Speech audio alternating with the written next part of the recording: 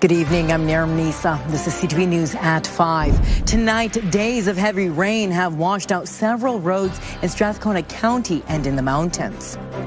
Plus, Edmonton is dealing with its highest number of mosquitoes in about a decade. And wet conditions put some Canada Day celebrations in jeopardy. CTV Edmonton, local breaking news with Nariman Isa.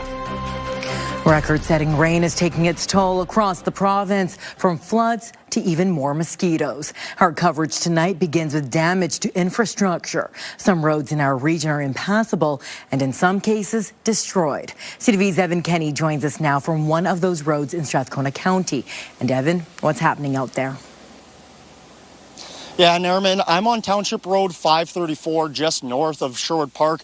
Now, from here, you can just see the barriers, but down the road behind me, a large chunk of the road is gone, cleared out with the creek underneath of it. Now, we're being kept at a safe distance because that area right now is unsteady, but earlier in the day, we took drone footage.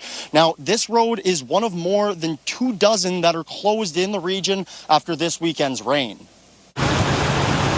Water churns through this creek just north of Sherwood Park, eating away at the ground and road above. Many of our roads are closed and impassable. Complete washouts have occurred on several roads in our community as well. The county says this is one of 26 roads closed in the region. Additional water from the recent rain ripped the bridge culvert from the ground. If a road is closed, it's closed for your safety, and road closures apply to everyone, including motorists, but pedestrians and cyclists as well. On the east edge of Strathcona County, more destruction. The creek bed on our property, we have 60 acres out here. It's been dry for 20 years and it's waist deep and rushing water. Water tore through Township Road 512 near Highway 14 outside the Hastings Lake Animal Hospital. It's just a force of nature, literally. It's the most water she's seen in the region. In Edmonton, a stretch of 137th Avenue from Starling Drive to west of Starling Drive is closed while the city deals with flooding. The east sidewalk on the high-level bridge remains closed, and several walking trails near the river valley are also off limits. While the rain is causing issues all over, some people are trying to make the most of it. I've tried to have as much fun with it as possible. Me and my son have been hunting for worms and splashing around. They'll have plenty more time to hunt. There's a chance of rain in the forecast every day this week. Now, that rain may impact the county's ability to restore this road. It says that it will start work as soon as possible, and that work may take several months. Nariman? All right, thank you. That's Evan Kenny reporting live for us tonight in Strathcona County. Well, road washouts and mudslides have stranded about 2,000 people in Kananaskis country. The province has issued a state of local emergency. Parks Alberta says no one has been hurt, but the rain and flooding has made some roads and bridges impossible to cross. People are trapped along Highway 40 between the washed out Evan Thomas Bridge and a mudslide at Little Highwood. Emergency shelters are set up. Now, hundreds of guests at the Pomeroy Hotel in Kananaskis Village are impacted, as well as campers at Mount Kidd campgrounds. Got a text this morning from my wife saying that they're telling everybody to hook up trailers and get ready to move, but that is the hookup rig right there. So I'm just trying to figure out whether or not I can get my family out or get stuff to them. The town of Canmore has also declared a local state of emergency. One area there is under an evacuation alert. And for the first time, the Springbank Dry Reservoir is being used for flood mitigation to protect the city of Calgary. The reservoir built west of Calgary was built in the aftermath of the 2013 floods that devastated that city. All right, Josh Clausen joining us early. First look at weather, and we made it through those two really wet days over the weekend.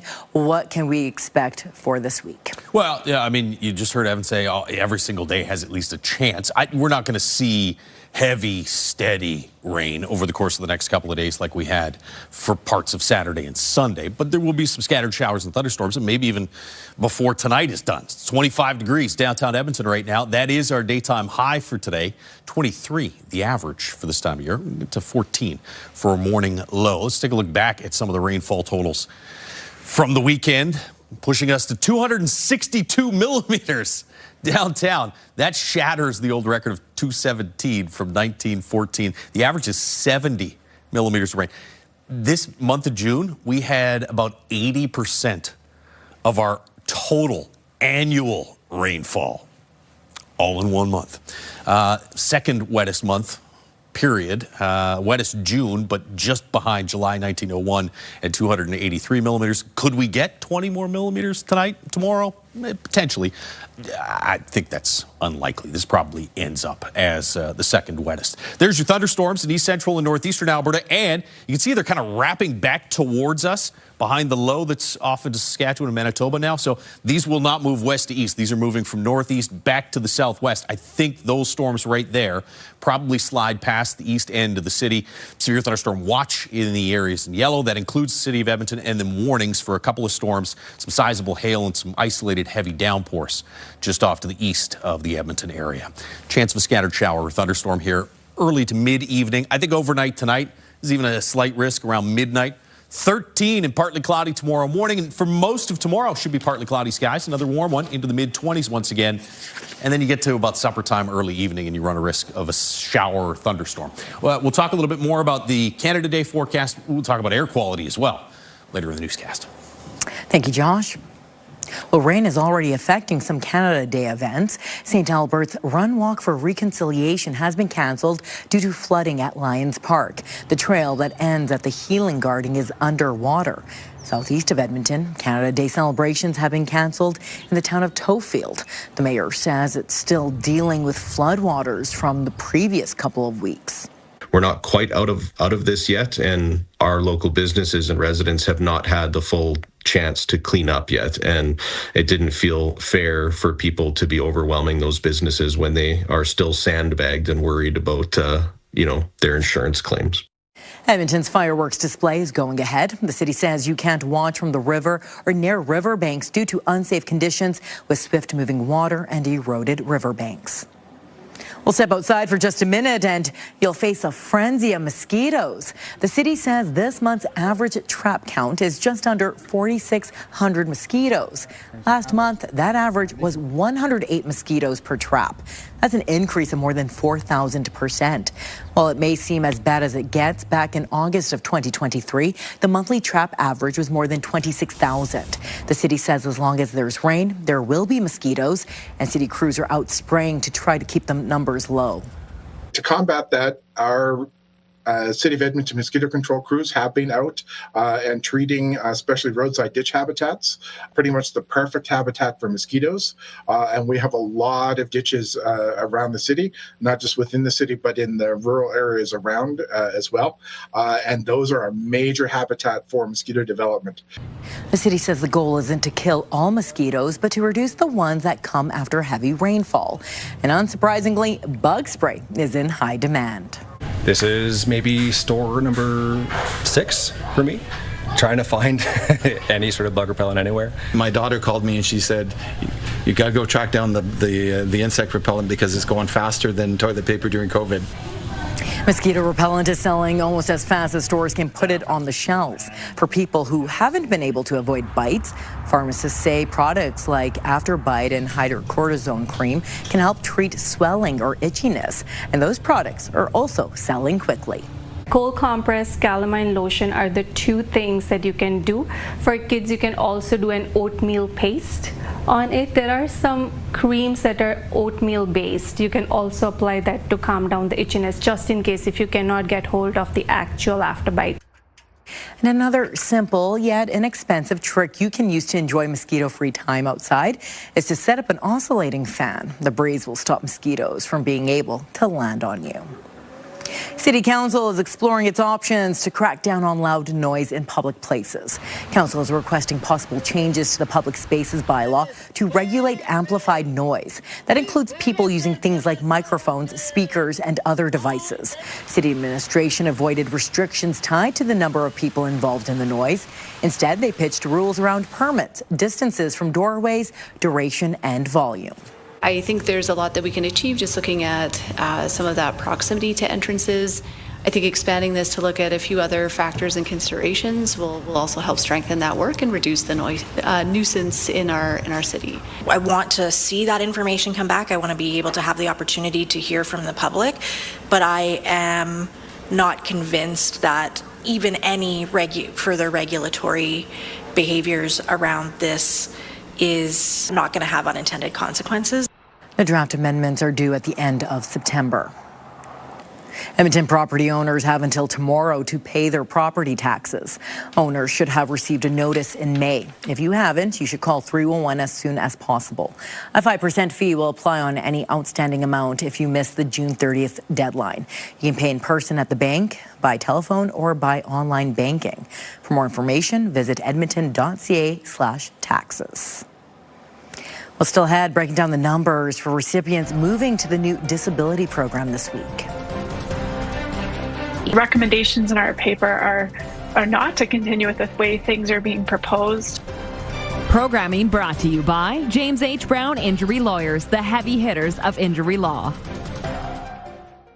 Programming brought to you by James H. Brown Injury Lawyers, the heavy hitters of injury law. You're watching CTV News at 5. Police are looking for additional victims in a child sexual exploitation case involving a local volleyball coach. Earlier this month, Stephen Cabral pleaded guilty to possessing child sexual abuse and exploitation material. The charges stem from an investigation last year. Police believe there may be more victims. They say Cabral coached and refereed volleyball teams in Edmonton involving kids between 12 and 17 years old. Anyone with information is asked to come forward, and police can help facilitate support for anyone who needs it. An Alberta separatist group has won a partial victory in court. A judge has given the go-ahead to begin counting and verifying signatures on a petition calling for a referendum on separation. Elections Alberta can now begin the verification process after a decision by the Alberta Court of Appeals. The petition by Stay Free Alberta has been stalled since May when a judge found the province neglected its duty to consult First Nations. The separatist group says it collected more than 300,000 signatures in support of a referendum. Elections Alberta has not given a timeline for when it expects to complete the verification. Some Albertans moving to ADAP July 1st say the government's claim the new program incentivizes employment is false. One disabled man we spoke with says he can and wants to work, but it's impossible for him to be better off on ADAP. CTV's Nicole Weisberg reports. A lot of people have been left in the dark about this. Rob Arkell is one of tens of thousands of Albertans who received a letter earlier this month saying he would soon be moving from AISH to ADAP. Arkell says he has a severe learning disability, a spinal condition, and epilepsy. Still, he has some capacity to work, so he was curious about the benefits of the new program. We were under the impression with that okay, that means that we can make more money, and the trade-off is that we're getting less government funding. When he crunched the numbers, he was shocked to learn the amount he is currently allowed to earn monthly on AISH before government clawbacks is higher than what he will be able to earn July 1st. Currently, it's $1,072. The new program, effective July 1st, is $700. So that's a decrease of $372 that you're allowed to make before your deduction starts. He points out, like everyone else moving to ADAP, he'll also see a $200 a month drop in benefits in 2028. The province says people on ADAP will receive customized one-on-one support and access to resources they need to gain new skills and work to their full potential. A report released last week by the U of C's School of Public Policy says there's a better way. Recommendations in our paper are not to continue with the way things are being proposed, and it's really to redesign reform around what actually helps people work, which is often stable income, employment supports, higher earnings exemptions, continued health benefits, fair appeal processes, and accessible workplaces. Arkell isn't currently working, but because of the ADAP rules around spousal income, will see his household income drop $70 a month Wednesday. These changes are horrific. A letter sent by the province last week says clients who refuse to participate in employment services could see their financial benefits impacted. Nicole Weisberg, CTV News, Edmonton. School boards across Alberta are getting more money for classroom complexity teams. The province is spending $100 million to hire more teachers and educational assistants to help students with complex needs and behavioral issues. The money will go towards 221 complexity teams in grades 7 to 12. The province says each team will include a new number of staff members. It will be comprised of one teacher, one EA, and up to 2 additional specialists as determined by the school division based on their student needs or student population. The province says the teams will emphasize responding to behavioral challenges so students can learn in a safe environment. International Fringe Fest organizers hope this year's theme makes for the most memorable year yet. Fringe Unforgettable. Fringe Unforgettable features more than 200 productions across almost 40 venues this summer. Audiences can expect musicals, dances, and other performances. The festival also features street performers, free live music, and Indigenous-led programming. Organizers say the theme represents the unforgettable stories that shape the festival. Fringe turns moments into memories and memories into traditions. And those are those unforgettable moments that we carry with us forever. And truly, Fringe has left an indelible mark on Edmonton. Edmonton would not be the same without North America's largest, longest running Fringe Theatre Festival. So this year's theme is all about celebrating those traditions we build together as Edmontonians. The Fringe runs from August 13th to the 23rd. Tickets go on sale August 5th and will cost $20. Well, still to come, a winning feeling. The coach weighs in on a great start for the Elks on the gridiron so far. It is about finding ways to win, and that looks different every game. Every game is its own entity. Programming brought to you by Alberta iGaming Corporation. For integrity, for fun, for Alberta. Legends Golf and Country Club in Sherwood Park is dealing with some extra water hazards. Weeks of rain has led to flooding across the course. Only 9 of 27 holes are open. The course's superintendent says this degree of flooding is unusual. Probably about 4 or 5 times in my time since 2010 I've seen this much water, but never this much from rain. East of Edmonton, Countryside Golf Course has shut down its entire operation. It hopes to reopen by next Monday. You already have a small window for golf. That's what happens when you have 80% of your annual rainfall in 30 days, right? Just the ground can't take it. It's not fun when you're trying to, just trying to golf in general with that one. So slow pitch, soccer, anything else that's going on outside. It does look like the rest of this week it's going to be a little more scattered. The problem now is, if it's not one thing, it's the other, right? The rain lets up today, and all of a sudden the smoke blows in from the northeast. That's the River Valley Skycam. That is haze from wildfires off to the northeast. 25 degrees right now in Edmonton, which is our daytime high. 21s to the south in Red Deer and Calgary. We'll show you the air quality forecast here in a moment. 26 in Peace River, and heat warning still in place for Fort McMurray and high level in the 30s again today. This will probably be in place, Peace River, high level, Fort McMurray, right through to midweek. I think you have at least another day or two of extreme heat. You also have a rainfall warning for the southwest corner of the province, and here in this light blue zone, that's your air quality warning. We were at a 2 this morning in Edmonton, while it was 7s and 8s off to the northeast. We thought that smoke might draw its way in from the northeast, and it did. We're now at an 8, which is high risk on the Air Quality Health Index. There's Edmonton.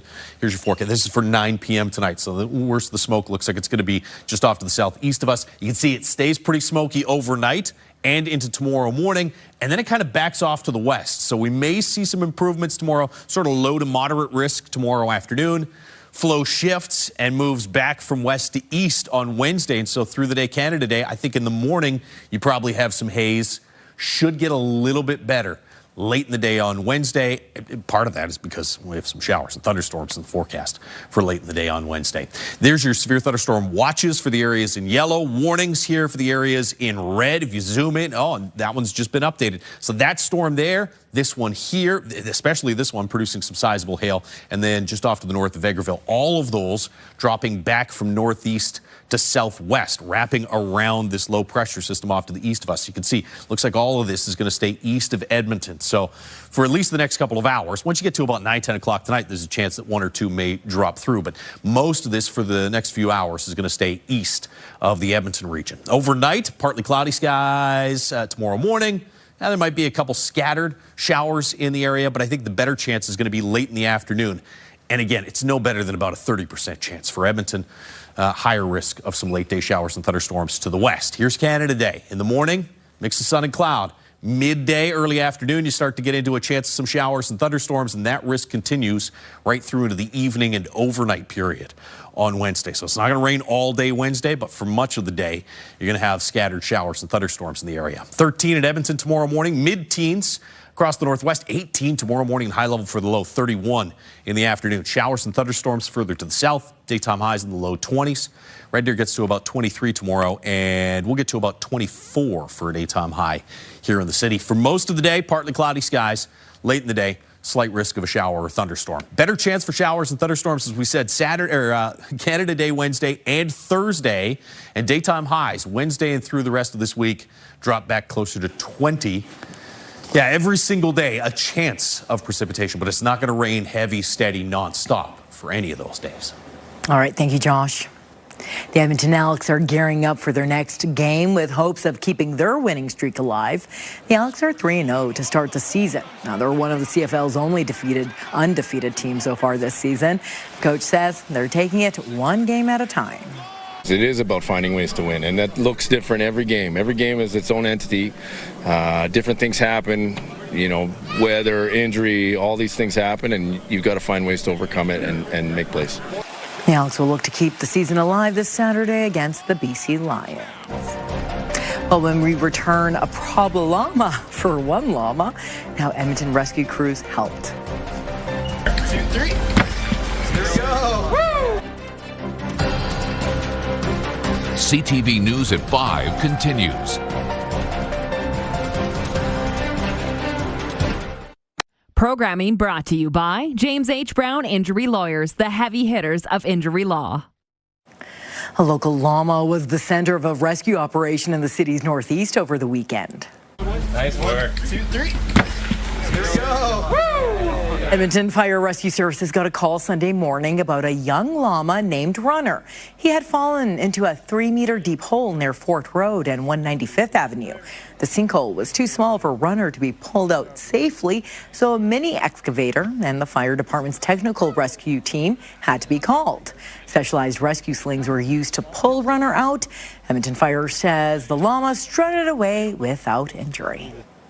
Well, that's our show for tonight. Thank you for watching. CTV News continues right now.